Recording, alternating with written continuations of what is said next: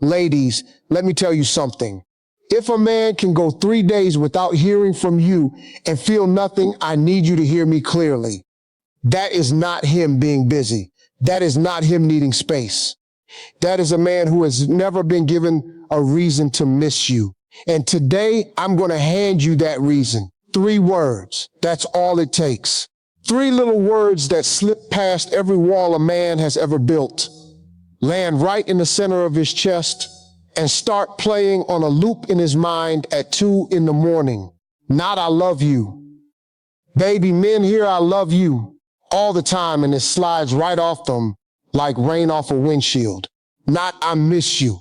Not I want you. It's something almost no woman says, because nobody ever taught her what a man is actually starving for. And once you say these 3 words the right way, at the right moment, something shifts in him that he cannot control, cannot explain, and cannot shut off. Now sit down, pour your coffee, because I'm going to break this down for you the way nobody in your life has ever broken it down. And by the time we're done, you're going to understand men better than most men understand themselves. But before I give you the words, I need you to understand why they work. Because words without understanding are just noise. And sister, you have made enough noise for men who weren't listening. It's time to speak in a language his soul actually hears. See, here's what most women believe, and I don't blame you for believing it, because the whole world taught you this. You believe a man stays for beauty. You believe a man stays for what happens in the bedroom. You believe a man stays because you cook, because you're loyal, because you're convenient, because you don't ask for too much. And I'm not saying those things don't matter. I'm saying they are not the hook. They are not the thing that makes a man lie awake at night, replaying a conversation. They are not the thing that makes him check his phone, put it down, pick it back up, and check it again. I know you've lived this. It's 11:47 at night. You're lying in bed, and your phone lights up, and your whole body jumps before your mind even catches up. And it's him. After 5 days of silence, it's him saying, "Wid," and here's the part that breaks my heart every single time. You're not angry. You're relieved. Your fingers are already typing before your dignity can even get a word in. Because for 5 days, you have been starving for one crumb of proof that you cross his mind at all. Sister, that ache has a name. That ache is called being forgettable to a man you cannot forget. And I need you to hear me when I say this. It is not because you are forgettable. It is because nobody ever handed you the keys to the room in his mind where a woman lives permanently. Tonight, I am handing you those keys. Let me break down what's really happening inside his mind, because this is the part they don't teach you. Not your mama, not your girlfriends, not the movies, not the love songs. A man does not bond the way a woman bonds. You bond through connection, through conversation, through being known. He bonds through one thing and one thing only, and it is the most guarded secret of the male heart. A man bonds through feeling like he matters to the woman he wants. Not through her needing him for his money, not through her needing him for protection, through her seeing something in him that he is terrified nobody will ever see.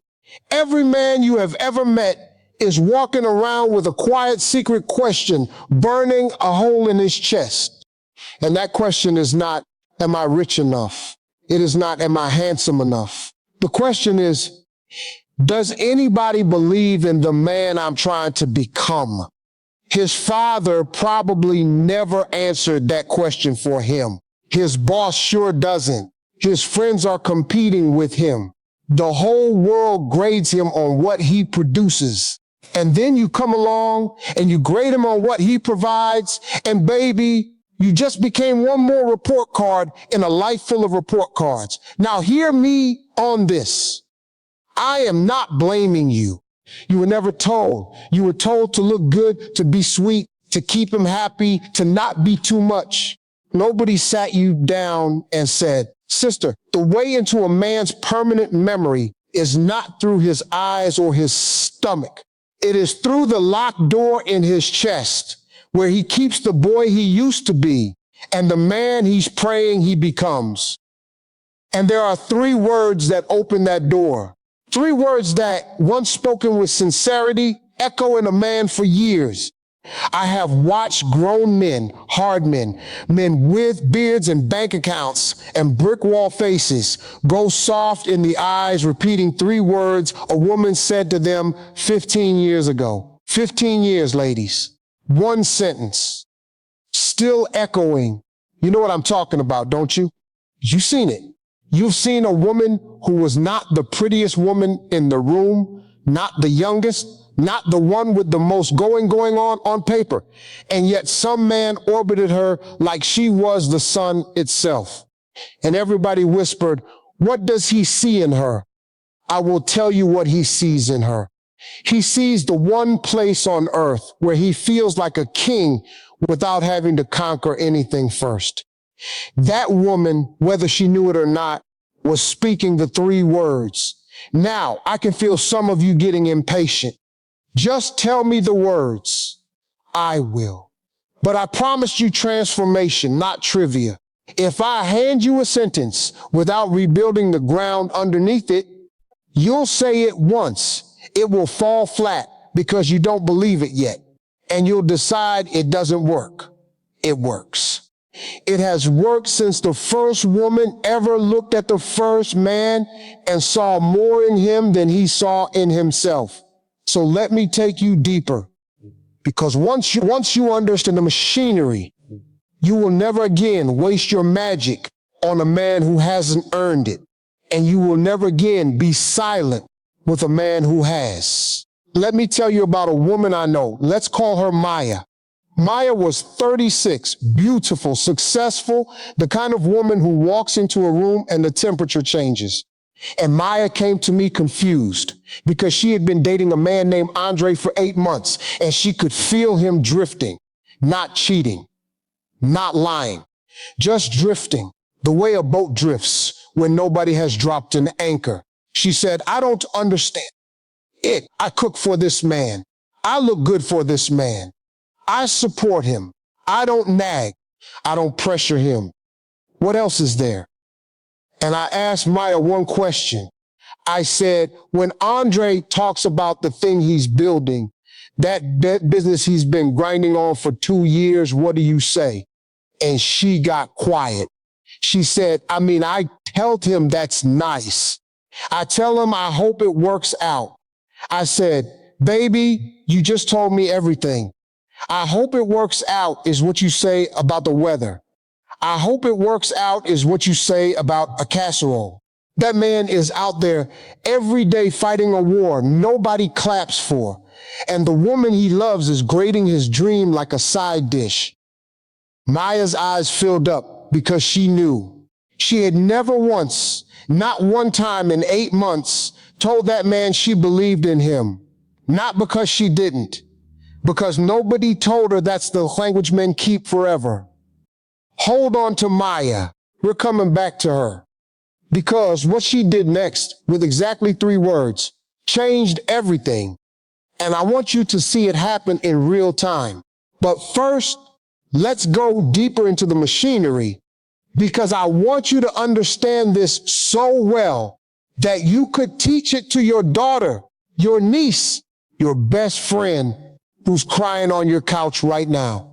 Here is the first truth, and I need you to write this one on your heart.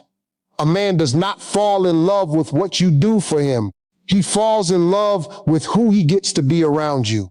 Read that again in your spirit. Every woman is out here competing on doing, cooking more, giving more, tolerating more, texting more. And the women who win, the women who get thought about nonstop, are competing on something entirely different. They are curating the version of himself that a man experiences in their presence. When a man is around a woman who makes him feel 10 feet tall, he does not become addicted to her. He becomes addicted to himself around her. And since he can only get that feeling near her, guess where he keeps coming back? Guess whose face shows up uninvited in his mind during meetings, during traffic, during his cousin's barbecue? You see it now, don't you? This is why the prettiest woman gets left and the plain woman gets worshiped. This is why he chased you for 3 months and went cold after you gave him everything. This is why we had such a great connection turned into he just stopped calling. Because connection is not the glue. Connection is the doorway. The glue is significance. The glue is a man feeling in his marrow that in your eyes, he is already the man he hopes to God he becomes. And there is one sentence, 3 words, that delivers that feeling more directly than anything else in the English language. Now, here's where most women mess up before they even start. They hear make him feel significant, and they translate it into worship. They start complimenting his shoes, his arms, his car, baby. No. Compliments about what a man has bounced off him like ping pong balls. He has heard nice truck 1,000 times. It costs nothing to say, and it means nothing to hear. What a man has never heard, what stops his heart mid-beat, is a woman speaking to his character and his future.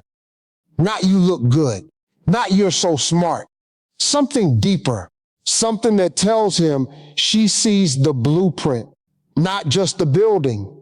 Let me tell you about the male ego, because everybody uses that word and almost nobody understands it.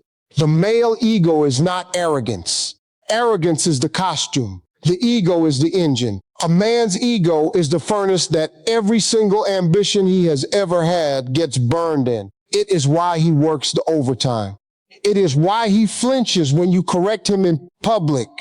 It is why he cannot let himself fail in front of a woman he respects.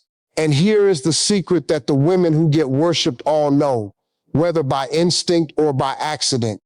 That furnace runs on one fuel, not sex, not admiration, not obedience. It runs on being believed in by a woman whose opinion he actually values.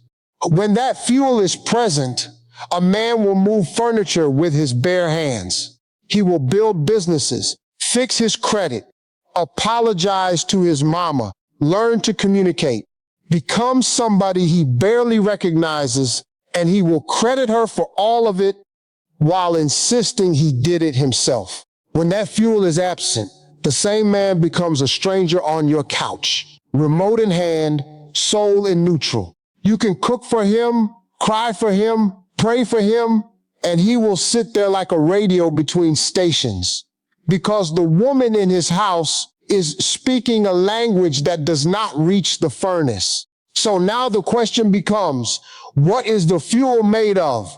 What exact words pour gasoline on that fire?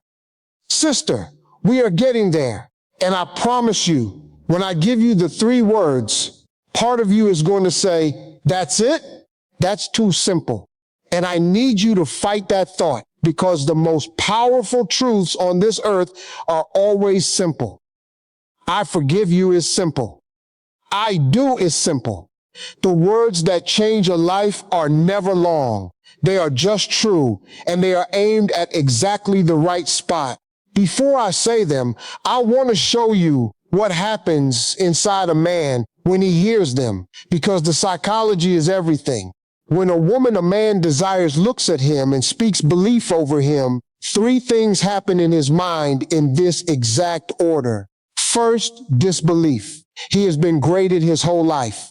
He is braced for the fine print, the but, the catch. So the first thing he does is scan your face for the joke. This lasts about 2 seconds. Second, exposure. This is the moment that changes men forever. Something cracks open in him because nobody, not his boys, not his boss, maybe not even his mama, has ever said it to him as a grown man with grown stakes. He feels seen in a place he keeps locked. And a man will never forget the person who saw him in the locked room. Never. Not at 30, not at 60, not on his deathbed. Third, imprinting. This is the part that answers your title. The part that makes him think about you nonstop. Once a man associates a woman with the feeling of being believed in, his brain starts tagging her as the source. Every time he faces something hard, and men face something hard every single day, his mind reaches for the fuel. And the fuel has your face on it. Your voice becomes the voice in his head. Not because you nagged your way in, because you lit his way in. He cannot think about his goals without thinking about you, because you stitched yourself into the moment he first believed they were possible. That is not manipulation, sister. That is not a trick. That is simply what happens when a human being meets the person who makes them feel possible. Men just feel it more violently than we do because they get it so rarely and because they are trained from boyhood to never admit they need it. Now, here is the warning, and I need you to hear this part with both ears because it will save you from wasting your magic. These 3 words only work when they are true, and they only land on a man who has shown you something worth believing in. If you say them to a man who has given you nothing but potential and excuses, you are not inspiring him. You are anointing a stranger. You are handing the crown to a man who hasn't built a kingdom. And baby, he will wear it to the next woman's house. The 3 words are not medicine for a sick relationship. They are coronation for a man who is already in motion. Do not confuse the two. A man in motion deserves your belief. A man in excuses deserves your silence and your standards. How do you tell the difference? Watch his Tuesdays. Not his words, not his promises, his Tuesdays. A man in motion does something small toward his future on ordinary days. He makes the call. He sends the email. He saves the $50. He takes the class. It does not have to be big. It has to be real. A man in excuses talks about his future the way other men talk about heaven. Sounds beautiful. No one's seen it. No movement required. You speak belief over the first man, you will watch him turn into a giant with your name carved in the foundation. You speak belief over the second man, you will become his audience, and audiences get replaced the moment the show gets old. All right. You have waited long enough, and you have earned it. Sit up straight. The 3 magic words are, I believe in you. Now, don't you dare exhale and say, that's it. I watched you just now. Some of you felt your eyes sting, and you don't even know why. I'll tell you why. Because some part of you remembered what it would have felt like if someone had said it to you at the exact moment you needed it most. That sting you just felt, that is the size of the hole these words are filled. And men carry that same hole, bigger and deeper, and nobody is out here filling it. I believe in you. 4 little syllables.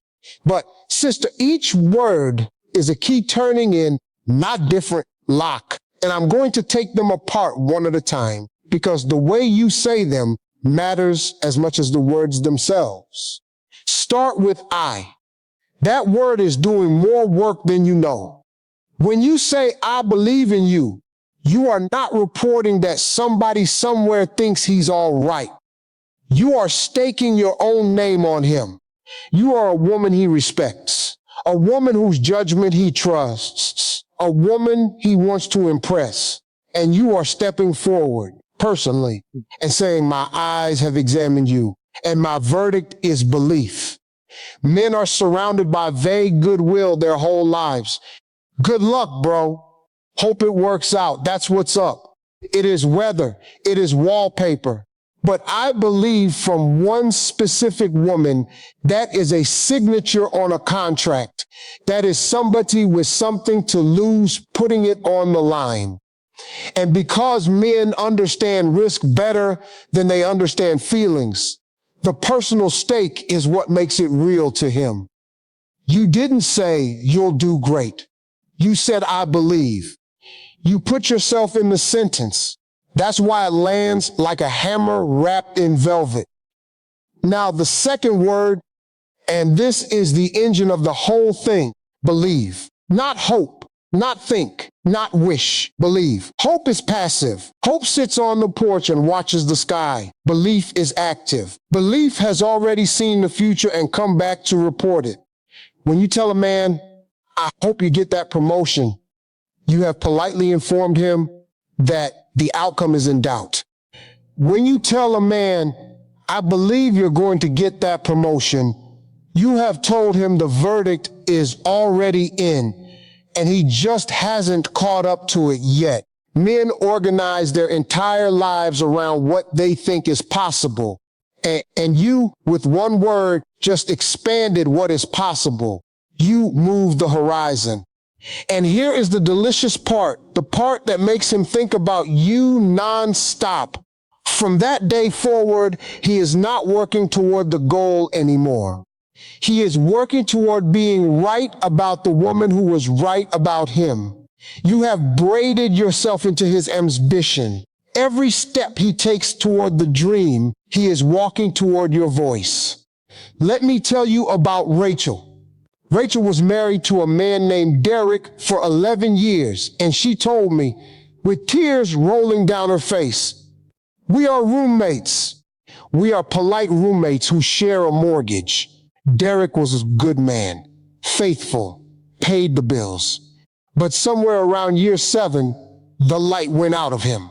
He came home, ate dinner, watched television, went to bed, repeat for 4 years. Rachel tried everything. Date nights, lingerie, counseling books stacked on the nightstand he never opened. Nothing. Then one Saturday, Derek mentioned, almost embarrassed, that he'd been tinkering with an idea. A small side business, woodworking, custom tables, something he'd loved since he was 19 and buried under 20 years of being sensible. And Rachel, who had heard me talk about this very thing, did not say, that's nice, baby. She did not say, well, don't quit your day job, which is what was sitting on the tip of her tongue, because 11 years of roommate life makes a woman cynical. And I understand that. She stopped. She looked at him, really looked at him, and she said, Derek, I believe in you. I've watched you build everything you've ever touched. I believe in this because I believe in you. Rachel told me the man's face did something she had not seen in a decade. She said it was like watching a frozen lake crack open in the spring. He didn't say anything. He just stood there in the garage, holding a piece of sandpaper, looking at his wife, like she had just handed him back a part of himself he thought was dead and buried. 8 months later, Derek had sold 11 tables, posted his work online, and listen to this, lost 20 pounds, started calling his wife beautiful again, and planned their first vacation in 6 years. 11 years of roommate. One sentence, 8 months. Now, did the sentence build the business? No. Derek built the business. But the sentence built Derek. The sentence put fuel in a furnace that had been cold for 4 years, and everything else, the marriage, the energy, the affection, the vacations, was just the heat coming off it. You know what Rachel told me was the strangest part?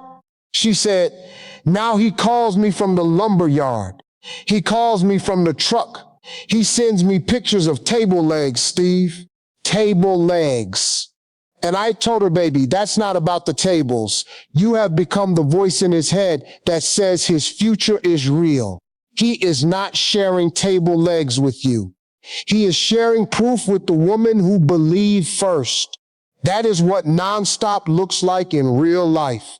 Not obsession, not desperation. A man whose every forward step routes through you because you are the one who said go. Now the third part, in you. Two little words that most women get completely wrong, and getting them wrong is the difference between a compliment and a coronation. In you means the belief is not attached to the outcome. It is attached to the man. When you say, I believe you'll get the job, you have praised the job. When you say, I believe in you, you have crowned the man. And the job is just one of the places the crown will show. This matters more than anything else I'm going to tell you tonight. So lean in. Men are terrified that they are only loved for their results. Every successful man on earth secretly suspects that if the money stopped, the love would stop. Every struggling man secretly believes he has to produce before he deserves tenderness. In you detonates both of those fears at once. It says, my belief is not riding on your next win. It is rooted in who you are when nobody's clapping. It says, if the business fails, I still believe. If the deal falls through, I still believe. Because I never believed in the deal. I believed in you. Do you understand what that does to a man who has been conditionally approved of his entire life? His father approved of touchdowns. His boss approves of quarters. His ex approved of his paycheck. And then you come along and approve of him. His essence, his engine, the man under the results. Baby, that man will remember the sound of your voice when he is an old man sitting on a porch. He will forget entire girlfriends. He will never forget it, the woman who believed in him with no scoreboard attached. Now, I know what some of you are thinking because I can hear you through the screen. Steve, I said something like that once, and he barely reacted. Sister, let me tell you about timing, because timing is the difference between water on a sponge and water on a raincoat. The three words land hardest in three specific moments, and if you spray them randomly, you dilute their power. The first moment is when he is about to attempt something and the doubt is visible. The night before the interview, the week before the launch, the morning he has to have the hard conversation with his boss. In that moment, his furnace is burning doubt, and your three words are not just fuel, they are oxygen. Say them then, and he will carry your voice into the room like armor. I have had men tell me, I was sitting in the parking lot before the biggest meeting of my life, and I heard my woman's voice saying she believed in me, and I straightened my jacket and walked in like I owned the building. That is not poetry. That is the actual mechanics of the male heart. The second moment is after a failure. This is the one nobody teaches, and it is the most powerful of all. Anybody can cheer a winner. Cheering a winner costs nothing, and he barely hears it because the whole world is cheering. But when he has just been knocked flat, when the deal died, when they picked the other guy, when he is sitting in the car in the driveway for 20 minutes because he doesn't want you to see his face, that is when I believe in you becomes immortal. Because in that moment, the words are not obvious. In that moment, the evidence disagrees with you. And when a woman looks at a man at his lowest and speaks belief against all the evidence, she has done something almost holy. She has told him his worst day did not change her mind about his best self. Men do not cry easily, but that is the sentence that breaks them open. And I promise you, he will think about that moment and that woman nonstop for the rest of his natural life. The third moment, and this one is for the woman who wants to be unforgettable. The quiet moment. No stakes, no interview, no failure. Just an ordinary Tuesday. Him doing something small, him talking about some little plan, and you, out of nowhere with no reason at all, saying, you know what? I believe in you. I just do. That one haunts him because there was no script for it. He cannot explain it away as politeness or comfort. He lies in bed that night going, why did she say that? What does she see in me? And now his mind is doing the work for you. He is building the case for you in his own head. You planted the seed and his own thoughts water it all night long. That is the loop. That is the nonstop. Now here's where most women mess up, and I need you to hear this with love, because I'm not saying it to shame you. I'm saying it to wake you up.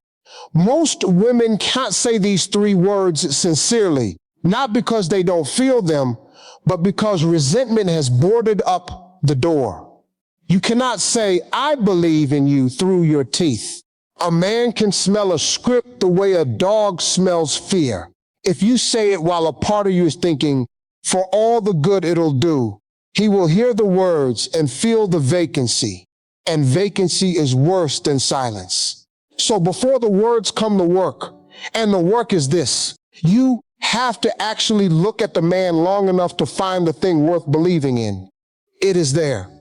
In almost every man who is genuinely in motion, it is there. The way he handles his kids, the way he kept showing up to that dead-end job without becoming dead inside, the way he talks about his mother, the way he fixed that thing nobody asked him to fix. Belief is not pretending. Belief is noticing out loud what is already true. And that, sister, is the hidden gift of the three words. They don't just change him. They change your eyes. A woman who goes looking for what is worthy in a man starts living in a completely different relationship than a woman who catalogs what is missing. I am not telling you to ignore red flags. I have spent this entire conversation telling you to keep your standards sharp as a razor. I am telling you that with the right man, the man in motion, the man who has earned a seat at your table, criticism is not what grows him. Belief is. Water the right seed and you will not recognize the garden in a year. Let me tell you about Tasha, because Tasha almost fumbled the whole thing. And her story is going to save somebody watching this. Tasha met a man named Marcus, and Marcus was, on paper, a risk. Divorced, rebuilding, had a small landscaping business that was more hustle than money. And Tasha liked him, but her girlfriends were in her ear every week. Girl, what are you doing? You could do better. He doesn't even have a real office.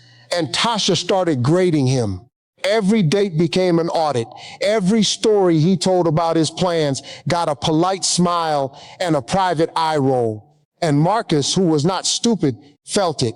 Men always feel it. He started sharing less. The plans got quieter, and Tasha came to me and said, he's pulling away, and I don't know why. I said, baby, he's not pulling away. He's folding up the blueprints. You are the only woman he's showing them to, and you keep treating them like napkin doodles. A man will only unroll his dreams in front of a woman a certain number of times before he decides she can't see them. And when he stops showing you the blueprints, sister, the building is over, even if the dinners continue. Tasha sat with that. And to her credit, she did the brave thing.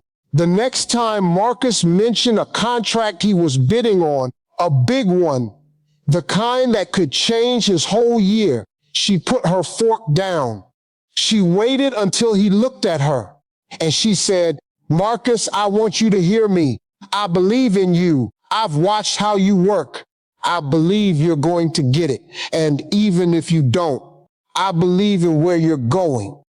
She told me his hand actually stopped halfway to his glass. She said he looked at her for a long time and then said, real quiet, nobody's ever said that to me, not even my ex-wife, not once in 9 years. Marcus got the contract. But that is not the point of the story. The point of the story is what he told Tasha 6 months later. He said, "You want to know when I knew it was you? It was that night. Everything I do now, I do it wanting to prove you right." He proposed the following spring. And at the wedding, his best man gave a toast and said, "I've known Marcus 20 years, and I've never seen him work like this, smile like this, or talk about the future like this. Whatever you said to him, woman, keep saying it." That's the 3 words, ladies. That is not theory. That is not a fairy tale. That is a mechanism as reliable as gravity, sitting inside the chest of every decent man you will ever meet, waiting for the one woman wise enough to turn the key. Now, let me answer the question that is burning in some of you, because I know my sisters, and I know somebody is sitting there with her arms crossed saying, "Why is it my job? Why do I have to build him up? Who's building me up? Come here. Let me hold your face for a second, because that question deserves a real answer, not a lecture. It is not your job to build a man. It is your power to crown one. A job is something you do because you have to. Power is something you hold because you can. The woman who says, "I believe in you," to a worthy man is not doing unpaid labor. She is exercising the single greatest influence a human being can have over another human being.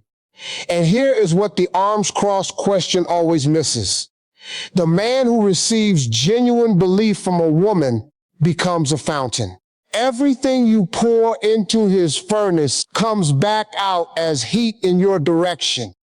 The belief you speak becomes the flowers on your table, the hand on your back in the grocery store, the man who starts texting you at lunch just to say the day is better with you in it.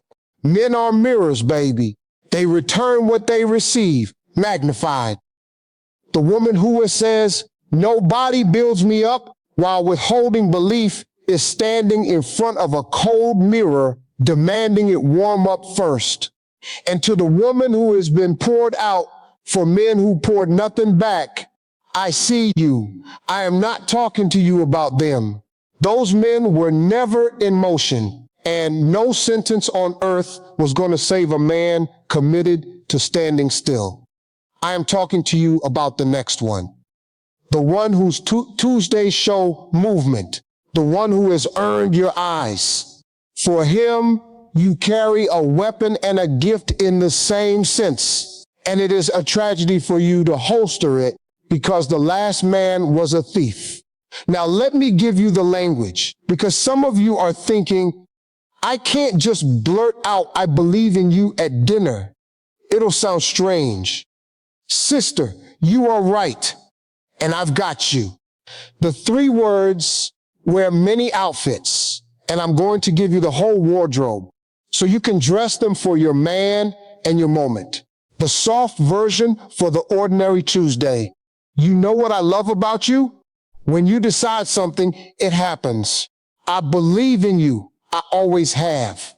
The armor version for the night before the big thing. Hey, look at me. I know what you're carrying into that room tomorrow, and I need you to know I believe in you. Not because I'm your woman and I have to say it, because I've watched you and I know what you are. The resurrection version for after the failure. Listen to me. This changes nothing. One bad day doesn't get a vote. I believed in you yesterday, and I believe in you today, and I'll believe in you tomorrow. So take a breath and remember who you are. And the haunted version, the one that lives in him rent-free forever, said quietly, almost to yourself, while he's doing something ordinary, I don't think you even know how much I believe in you. Each one of those is the same 3 words in a different dress, and every single one of them hits the furnace. Pick the outfit that fits the moment.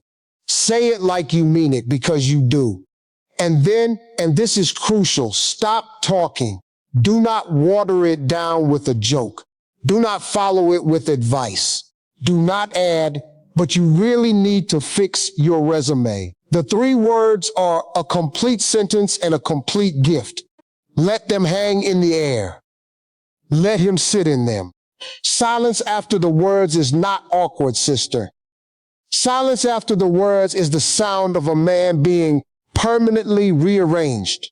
And while we're here, let me tell you what to stop saying, because some of you are canceling your own magic with the very next sentence. Stop saying, I just don't want you to be disappointed. You think that's love. He hears that you expect him to fail and are forgiving him for it.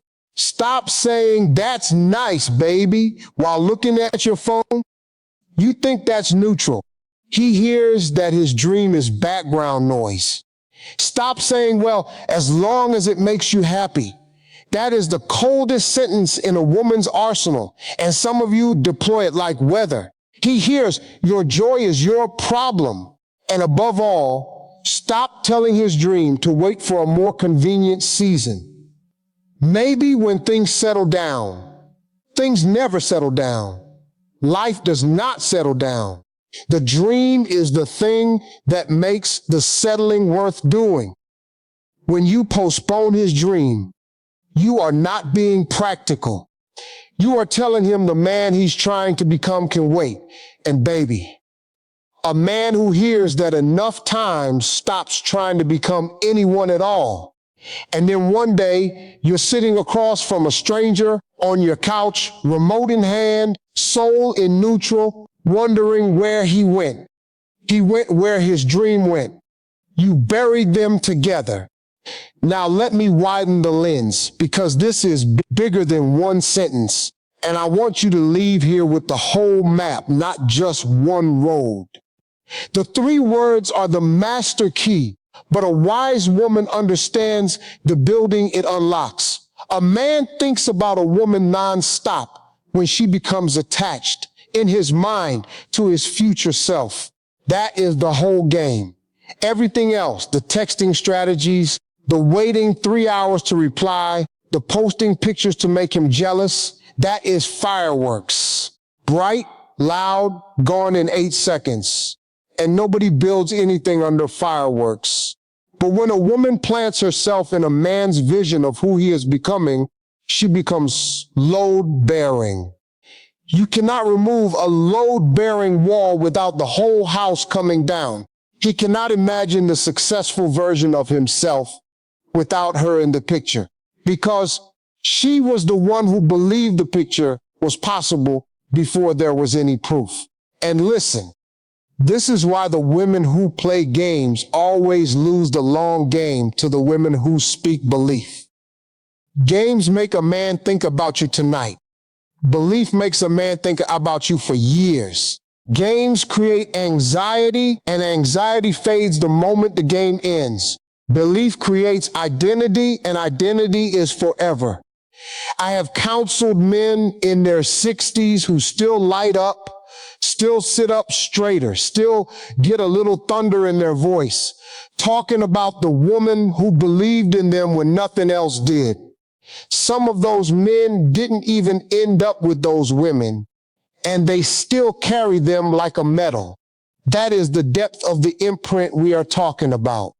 You are not trying to win his attention.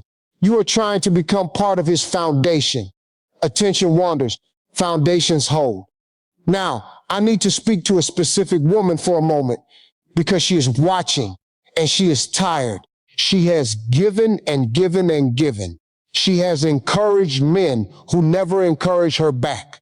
She has clapped for dreams that turned into excuses, forgiven failures that turned into patterns, and spoken life into men who use that life to love somebody else.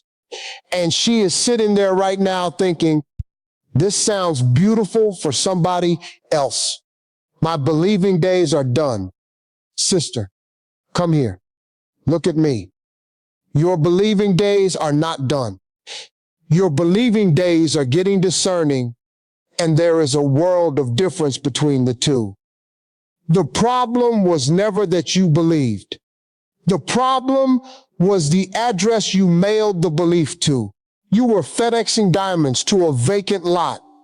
That does not make the diamonds worthless. It makes the address wrong. The three words still carry all their power. You are just going to do what you should have been taught to do from the beginning. Deliver them by hand, in person, to a man whose Tuesdays proved he was building something before you ever said a word. Your belief was never the mistake. Your belief is the treasure. Guard the address, not the treasure. And I want you to notice something about everything I have taught you tonight. Not once have I told you to shrink. Not once have I told you to be quieter, smaller, easier, less. The world is full of advice telling women to win men by disappearing. And I am telling you to win a man by arriving, by seeing, by speaking. I believe in you is not a small sentence. It is a sentence only a big woman can say because it requires you to be secure enough to celebrate a man without fearing that his rising will leave you behind. Insecure love clutches. Big love coronates. And here is the secret the clutching women never learn. The man who rises on your belief does not leave you behind. He carries you up the mountain with him and tells everyone at the top exactly whose voice he heard in the parking lot. So here is where we are, and we're only getting started. You now know the three words. You know why they work, the disbelief, the exposure, the imprinting. You know the three moments that make them immortal. You know the wardrobe of ways to say them. You know the sentences that cancel them. And you know the standard that protects them, because belief is a crown, and crowns go on the heads of men in motion, never on men in excuses. But knowing the words is only half, and this is where most women stop. And it is why most women never see the full harvest, because there is a second half. There is what happens after you say them. There is the way a man responds in the days and weeks that follow, and the way most women accidentally break the spell they just cast. There is the power move that takes a man from thinking about you nonstop to rearranging his entire life around you. And almost no woman alive knows it, because it is the opposite of everything her instincts scream at her to do. And sister, when I tell you what happens inside his mind in the 72 hours after you say the three words, when I show you the spiral that begins in him, the checking of the phone, the sudden need to tell you things, the way he starts measuring himself against the man you said he was, you are going to understand why some women get a boyfriend and other women get a devotee. Stay right where you are. We are going there next, and I am not nearly finished with you yet.